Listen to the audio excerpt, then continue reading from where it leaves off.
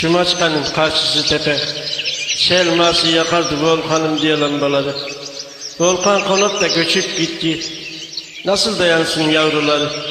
Biricik kadını, eşi, Selması döküyor gözyaşları.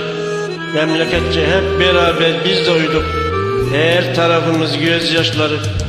Memleketçe hep beraber biz de uyduk, her tarafımız gözyaşları. Volkanım, kuzeyin oğlu, yattığın yerde rahat uyu, toprağın bol olsun.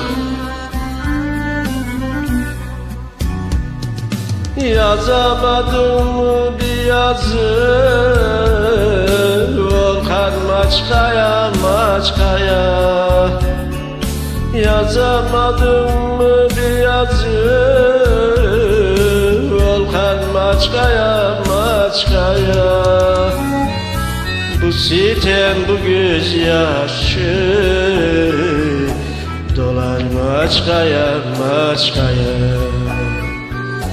Bu sitem, bu gözyaşı dolar Maçka'ya, Maçka'ya.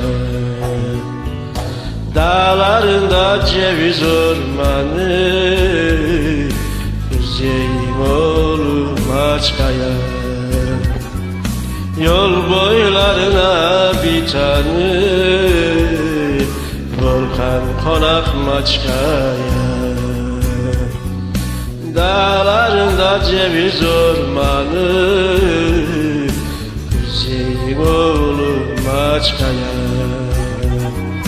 Yol boylarına bir tane volkan konak Maçka'ya.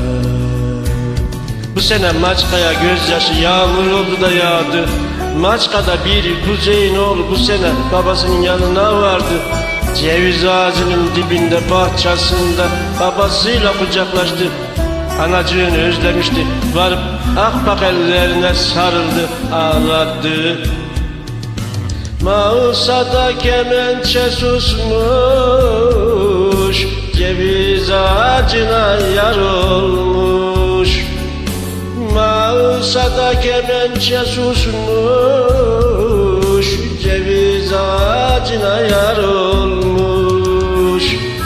Memleketim, memleketim deyip volkan Maçka yolunu tutmuş. Memleketim, memleketim deyip volkan Maçka yolunu tutmuş. Dağlarında ceviz ormanı, kuzeyin oğlu Maçka'ya. Yol boylarına bir tane volkan konak Maçka'ya.